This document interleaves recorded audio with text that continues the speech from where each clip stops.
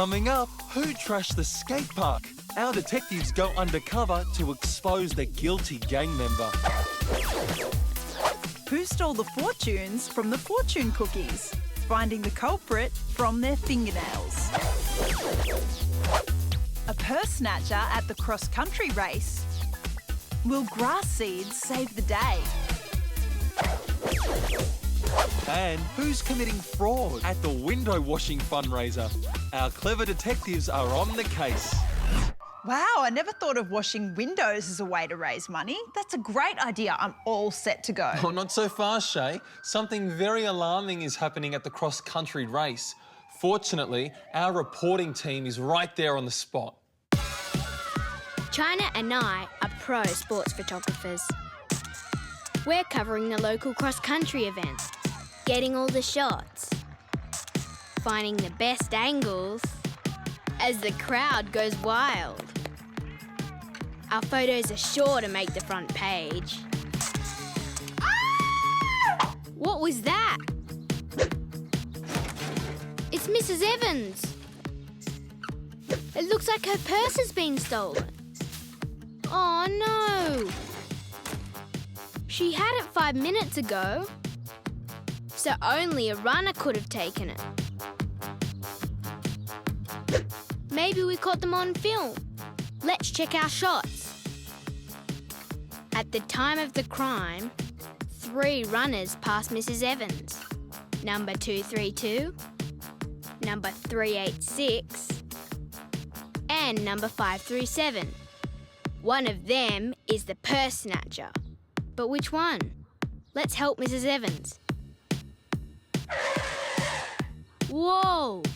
There's no other grass like this around. It's just the kind to get stuck in socks. See? I've got some in mine. I bet that little stalk hitched a ride on the thief's shoes. Let's bag it and take it away for testing. That thief might be a fast runner, but they won't escape our investigation. The oldest seed that ever sprouted was 2,000 years of age. Archaeologists dug it up in a fortress near the Dead Sea. And to everyone's surprise, the tiny seed grew into a healthy date palm. Okay. While the runners are at the prize-giving ceremony, let's check out our suspect's gear. Runners 232, 386, and 537. First, 386's shoes. Oh, they stink. There are quite a few burrs here. Take a sample, China. While I label the bag. We don't want to mix up our samples. Okay. Now for runner number 537. Yep, seeds caught in the shoelaces. In they go.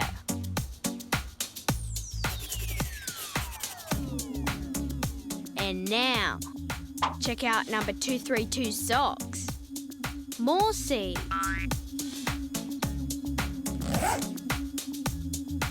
So that's 3 samples to test. We'll solve this mystery before you know it. Something as common as a grass seed can sometimes help solve serious crimes. Samples of grass are sealed in plastic evidence bags. Then they're taken to laboratories where the grass seeds are put under a microscope. This shows up tiny details in the seeds, which can then be matched exactly to the seeds that are stuck to the suspect's clothes. If a match is made, the culprit is arrested, thanks to tiny pieces of grass. Incredible. I thought getting grass seeds stuck in your socks was just annoying. Now I find out it's a way to solve crimes. You're not going a little bit overboard, do you think, Steve? No, this is mind-blowing. I'm going to do some forensic investigation right now. Okay. Hold these. Ew, I'm glad I brought my kitchen tongs. Now, All right. hold still. Look at that, you can see the grass seeds. Unfortunately, you can smell the socks too. What are you talking about? These socks are a mine of forensic information. See, this one shows that I walked across the sports field, and this one shows that I mowed the lawn, and this one... You know what else these grass seeds tell me? What? You haven't washed your socks in a very long time. Now let's get back to our intrepid photographers at the cross-country race, shall we? Don't! During a cross-country race, someone stole Mrs. Evans' purse. And the key to solving this crime is grass seeds. But is the culprit runner 232, 386 or 537? OK, it's time to compare the seeds from our runners with the grass seed we found at the crime scene. Let's see what that looks like. Its seeds are short and stumpy. China's looking at the seed from runner 537. I'll have a look. Small, round and smooth. Not at all like our crime scene sample. So runner 537 is in the clear. OK, let's check out number 386's grass seed. Long and skinny. No match. So that rules out him too. Which leaves runner 232. Let's check her sample. China thinks this might be it. I'll double check. Yes! It's a perfect match. The purse snatcher must have been runner 232. Excellent forensic work, girls. While Mrs. Evans was cheering the competitors on, runner 232 quickly veered off the course and stole the purse. But her thieving ways came unstuck when grass seeds attached to her shoes fell off at the crime scene. Real detectives often solve crimes this way. By finding unique seeds and grass on suspects' clothing, it helps place them at the scene of a crime. We raced back to the change rooms and retrieved Mrs. Evans' purse. I don't think I've ever seen such a huge smile. Hold the front page. Forget our photos of the runners. That's the best shot of the day. Nice crime solving, Charlotte and China. And you've got a front page to prove it. Yeah, those two certainly are in the right business. But they're not the only ones. Over at Luke's place, it's a hive of industry. I've appointed myself Chief Executive Officer of Clearview Windows Incorporated. On my team, the terrific twins Kate and Emma. And the window washing dynamo Liam. As the boss, I'm in charge of keeping the books up to date. There's a tally of jobs completed and a logbook of cash earned. We're saving up so we can see all this summer's blockbuster movies. 10 big ones buys 1 movie ticket. And the money's rolling in. If we can manage to keep our minds on the job, we'll hit our target in no time. So, our tally board's almost full. Oh good, here's Liam. And he's done the last 2. Summer movie marathon, here we come. Bad news, I'm afraid, team. The numbers don't add up. The cash for 4 tickets is missing. And someone in this room is responsible. Maybe one of the twins isn't so terrific. Or is it Liam who's got something to hide? Someone's been cooking the books, and I'm gonna find out who it is. The world's biggest window washing job is cleaning the Biosphere 2 building in Arizona. There are 6,500 windows. And it takes a team of 6, 2 weeks to get the job done. My first job is to check the entries in the cash book. Everything seems to be in order, except a missing entry. In fact, there are 4, all in Kate's column. Very poor accounting practice. She's got some explaining to do. She says she did do the jobs, but just forgot to write them in. An easy mistake, but I'm not sure I believe her story. And there's still the small matter of the missing cash. So Emma and Liam remain under suspicion. This is going to require further investigation. I thought window washing was just good, clean fun, but apparently not. No, looks like you have to be a top-level accountant too. So I'm here to keep tabs on exactly how many you do, Shay. Okay, well, I got 10 windows at my house, or is that 12? Anyway, 6 on the next door neighbour's house for sure. Then there's 13 at the house at the back. Oh, hang on, I've lost count. Go back. Come on, Steve, keep up. I'm running an important fundraiser here. There's 16 at the apartment around the road. No, I give up. I know exactly how Luke feels. High-powered window washing is way trickier than I thought. Our window cleaning business was raking in the cash. The target? Enough money to see all this summer's top movies. But some of the company funds have gone missing, and I'm about to find out why. Kate said she washed some windows, but forgot to enter them in the books. So I'm checking with the customers. First, Miss Berman at number 23. Well, Kate definitely did that one. And Mr. Munro at number 8 confirms her story too. So does Mr. Jones at number 17. So Kate was telling the truth. But I'm still no closer to finding the culprit. Oh, fantastic. Thanks, Liam. I could do with a sugar hit. Hang on. A huge bag of lollies. And come to think of it, Liam had a brand new bell on his bike yesterday. How can he afford the high life all of a sudden? Liam, I think you've got some explaining to do. He sure does. Nice detective work, Luke. Just like real forensic accountants who investigate company fraud, Luke checked the account books line by line to find any entries that didn't add up. Then he conducted what's called an audit, checking that the income exactly matched the work done. This is how real investigators solve cases of fraud and company theft. Under our strict supervision, Liam is working off his debt. By the end of the day, we'll have enough cash for front row seats at the movies. Laura May and I are going to try out my new board at the skate park. Oh no! The nasty skate gang. They've taken over the place. We won't get a look in.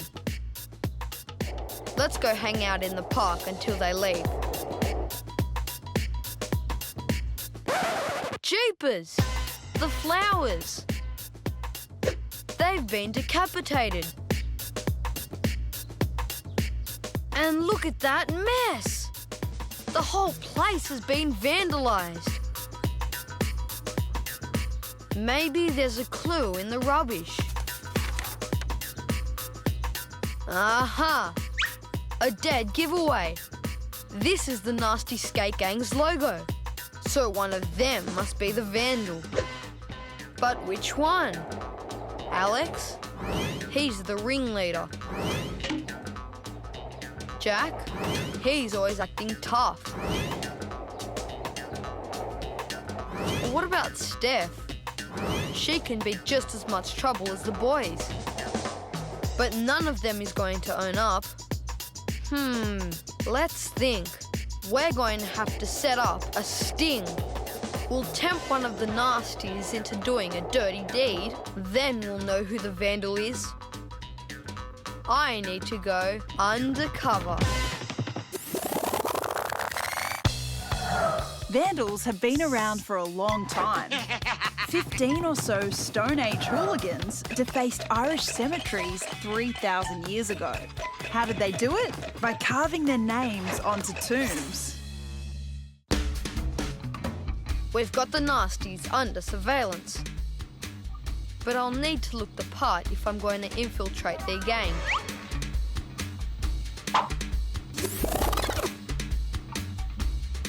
You go over there and pretend you don't know me.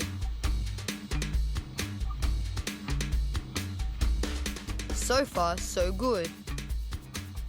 They haven't told me to scram yet. A water bomb? It must be an initiation test. Alex is telling me to chuck it at that girl over there. Really? Okay. Don't worry, Laura May, I'll try and miss. But give me a big reaction.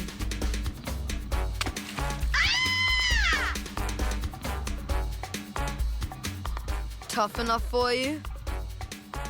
Good. Fooled them. I'm in. Stage 1 complete.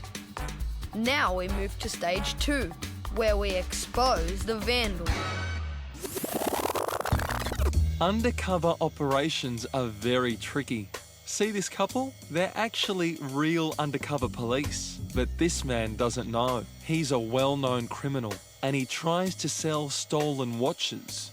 But this time, he's made a big mistake by trying to sell them to the police. Instead of getting money from their wallets, the undercover cops reveal their ID. And the criminal is marched off to the police station for serious questioning. Steve, why are you putting that stuff on? I'm getting ready to go undercover. This beanie will make me look more like a criminal. No, it just kind of makes you look like you're getting ready to go outside on a cold day. Okay, no, I can fix that. Off with the beanie. On with this. A balaclava. Uh-huh. Do I look like I'm going undercover? Well, you do kind of look like a robber, so if that's the idea, then yes, it's working. Okay, all I need now is to hang out with some suspicious-looking characters. Well, if that's what you're after, then look no further than Dean and Laura May's skate park. Laura May and I suspect a member of the nasties vandalised the park. I've infiltrated the gang, and now we're going to set up a sting.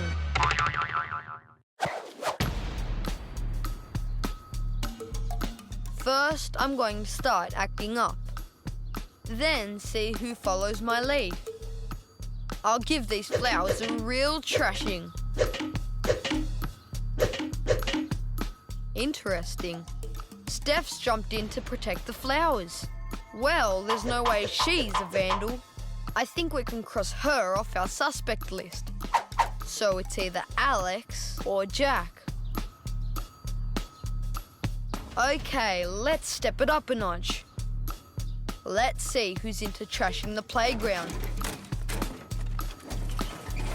Alex doesn't look impressed. He's not budging. But Jack can't resist. He's done this before. No doubt about it, Jack's the vandal. Brilliant work, Dean. A sting operation is a setup designed to catch a person committing a crime. Police often go undercover to infiltrate real criminal activities. Once they've been accepted, they find out who's really guilty of committing crimes and who's not. But it's dangerous work, especially if the criminals find out the undercover police aren't the real deal. It turns out the nasties aren't as nasty as we thought. They've let Laura May and me join the gang. And they've made Jack clean up his act. Ugh, yuck. Now that's what I call nasty. Ooh, I agree. Nice work, Dean. You could make a fortune as an undercover agent. Oh, fortune. That reminds me, Austin and his friends are getting ready for their Chinese New Year picnic. And there's one thing you can't leave behind at a Chinese New Year picnic. The fortune cookies. It's Chinese New Year, and we're off on a picnic. We've just about packed everything. Well, I have. Bethany and her buddies are busy reading their palms. But if it's fortunes they're after, I've got just the thing. Fortune cookies.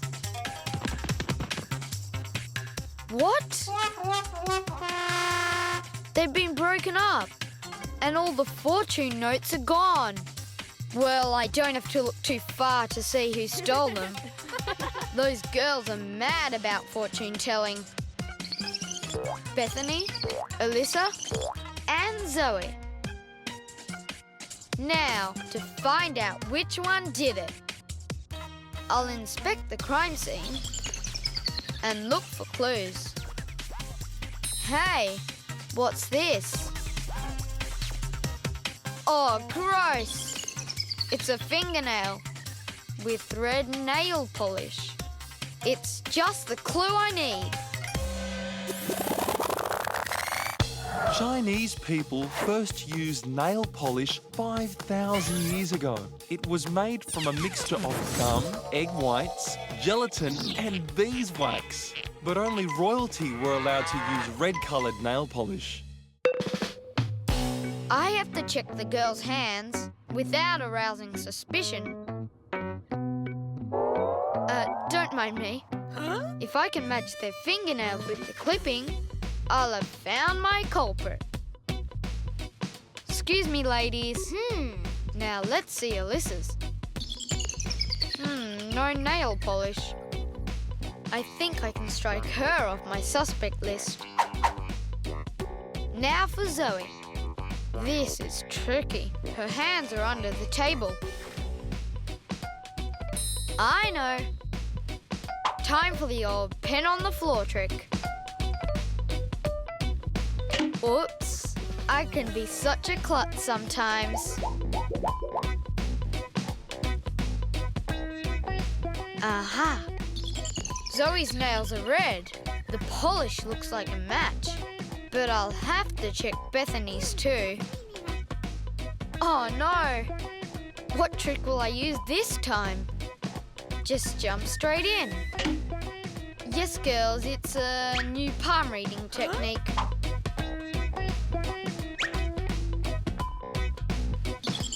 Okay, longer than Zoe's, but her nail polish matches the clipping. Oh no, now she actually wants her fortune told. Well, Bethany, a wise man never rushes in with a hasty judgment. I'll be back. What do you think, Steve? Do you like my latest nail polish colour? Now, would you call it stylish, chic, or maybe even alluring? Actually, I'd call it evidence. Hold still, Shay. I may have to clip one of these babies off for forensic examination. No, you don't. A girl doesn't spend hours doing her nails just so they can be carted off to a forensic lab. OK then, I'll check them out right here. What do you mean, Well, this one's chipped on the edge and someone's definitely been biting at this one. Any ideas who? No. Oh, were you a thumb sucker, Shay? Definitely not. This is getting way too incriminating. I much prefer Austin's softly investigation. Someone stole the fortune notes from our fortune cookies. But the criminal left a telltale nail clipping behind. I've already ruled out Alyssa, leaving Bethany and Zoe as my prime suspects. Let me re-examine that nail clipping. The polish is chipped on one edge. I need another look at the girls' nails. I'm going back in. Don't mind me. This is all part of my new fortune-telling technique. Zoe's look freshly painted. Not a chip in sight. I reckon Zoe's in the clear. Which leaves Bethany. Won't be long. And the chip matches perfectly. I've found my fortune cookie thief. Well done, Austin. Bethany broke open the fortune cookies and took all the fortune notes. But the broken fingernail she left behind gave the game away. Did you know that real detectives use fingernail clippings as evidence in court cases? By identifying things like length, nail ridges called striations, and yes, even nail polish can help to convict a criminal. We're all writing new fortune notes to make up for the ones Bethany pinched. And I've got one just for her. Thief who dips hand in cookie jar better not leave evidence behind. Nice one, Austin. Let's open our fortune cookies. Alrighty. My one says, it takes a thief to catch a thief. Oh, I don't know if Austin would be too happy to hear that. Mine says wise people never wear out their welcome. Well, in that case, we'd better go. Bye.